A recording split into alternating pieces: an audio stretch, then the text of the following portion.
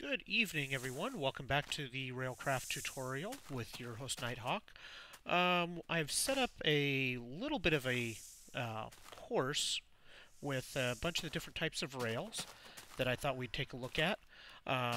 It's not really designed explicitly for just cruising in a regular minecart right now. Might do something like that on the Let's Play world, but for tutorial purposes, um, let me make it morning again. For tutorial purposes, what we have is just a basic course that we can see what some of the different types of track do. So and also for reference sake, underneath the various rails, I have detectors, and I'm just getting some of those special cards for a minute. There's detectors underneath the rails that turn on some of the types, like this rail here is turned on whenever a player gets in it. Most of these are going to detect any cart passing on it will send a redstone signal to perform an action. So like this one, we'll start at the beginning here. At the very beginning here, we have a boarding rail. So what will happen is we can set a minecart down on this rail here, and it will stay there. You can't push it off. You can't. There's no way that you can get this cart moving except for by causing a redstone signal to the rail. And as soon as a redstone signal is received, then this cart will take off. Let's see. We will set down here. We have a junction track with a switch motor on it, and because I don't want to go over this other track that's going out this way, it's not safe. I'll get to that in a minute. We'll switch it so that we will follow this track out this direction, and that way we can demonstrate some of these first ones. Then here, I won't go into the recipes for all of these. The recipes are fairly complicated, and I may go through some of those in a future episode if you guys need assistance with it. I will go into the how to build the rolling machine as well as automate it in a future episode for sure. So we will get to that. Anyway, these are basic tracks. They do have a new recipe in Railcraft, so no easy way of making them right now. Then we have a gated track, and this track is so that you can have your track go through a fence and you don't have to worry about your animals getting out or anything like that as your minecarts go in and out of the area. And the cart will just go straight on through, and the detectors here will cause the gates to open. And then we have a booster rail that will get us a little bit more momentum. Then we're going to take this corner here, and we have some booster rails. These are wooden booster rails. This is the wooden rails are the easiest to make as far as resource cost, but you can't go too fast on them or bad things tend to happen. Then we go over here, we have a priming rail, which is going to be for our finale. It's used with the TNT carts that you saw me grab. And then we have another booster rail and a launcher rail. So when the cart comes over here, it's going to trigger the launcher rail, which is going to send it off this direction. So let's run this path, and hopefully I don't die. I shouldn't. Okay, that should have worked. No, why isn't it working?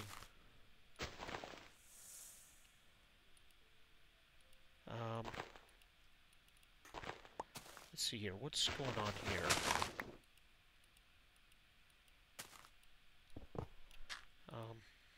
I bet I just had that set the wrong direction.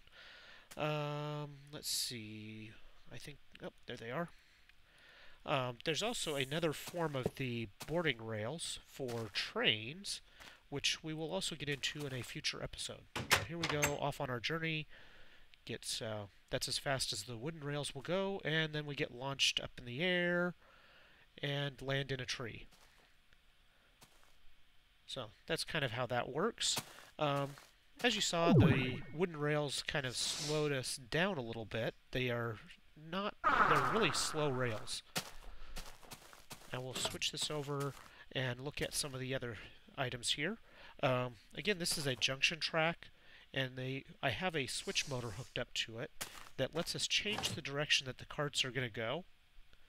And you can come through on the either back side of this rail, and it will send you, it will let you pass back towards the front of it, and carts passing will just go whichever direction it's set. So then over here, so it's a really cool way for building roller coasters or your train lines throughout your entire world, so that you can select destinations, and I think they're even programmable to work with the signals, which we'll also get into later on. So there's all sorts of different options that we have there.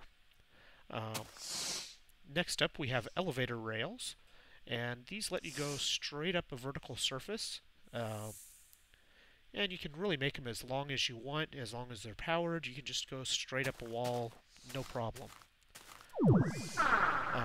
We also have suspended rails, which are a handy way of bridging gaps.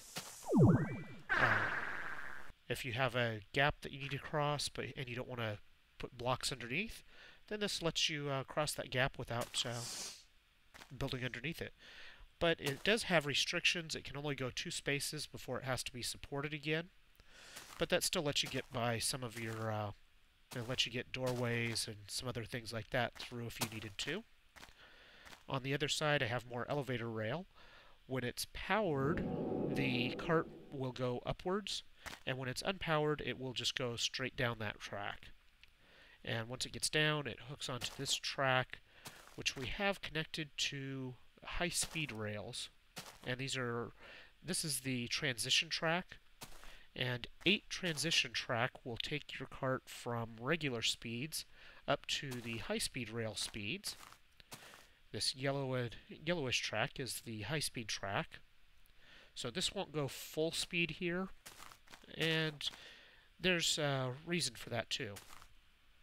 We also have transition tracks pointed the opposite direction to slow the cart down as it comes into the corner here.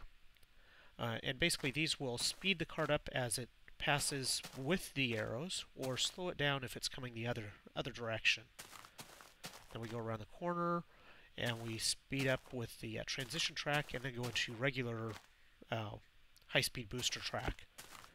And then we have a huge no-no for our high-speed rail. So I'm going to just put a cart right here and give it a little bit of a push. I don't want to be in this one because, well, you'll see in a moment. So we're going to follow it over. There it goes over the bridge. Pick up some speed, and through the corner. Oh no! We blew a hole in over here. So this is a relatively tame configuration. If you had this boosted any more and came into a turn, then it could easily become lethal. So the word of caution here is make sure that you use these transition tracks to slow down your high-speed rail lines before you do any turns, or or you'll make holes where your track used to be. So yeah, that's our high-speed track, and now for our grand finale. There are some additional rail types. Most of these tracks have different counterparts for different speeds and types. There's some one-way rails that will only let the cart pass in one direction, kind of self-explanatory. And those also fall in the heavy gated version. The control track is similar to a boarding rail, except for it can send carts both directions. So whenever the cart comes into it, it will stop it and then as soon as it receives a redstone signal, it lets it continue the same direction that it was going before. We'll put one of those in here real quick. think that's how it's supposed to work anyway. And levers. I'm just going to put a lever on this so we can watch it. And I'm going to go ahead and change this detector out for a regular detector. Like so. And put a boarding track there. So now we should be able to... I guess it actually lets you change the direction that the rail is going. So we're going to put a cart here, it's going to get sent, and it gets slowed down by this control rail, and then it gets launched off into somewhere else. So we're going to go ahead, switch this direction, and for our grand finale, we're going to go ahead and stick our TNT on, and it's going to come over here and get primed and get launched, and make a big firework explosion in the air because I primed it too slow, or too fast. So let's change that. Let's go... That should do. And sun is setting. Seems like a perfect, a very fitting time for it. There comes the TNT cart. And boom, we take out part of the tree. So we could actually even go slower than that. I hope you guys have enjoyed this episode. I'm going to set off one more explosion as kind of a parting gesture.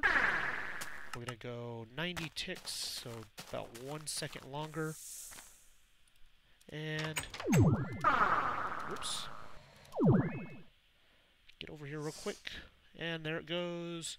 And boom. Have a good night, guys, and I'll see you next time. Bye.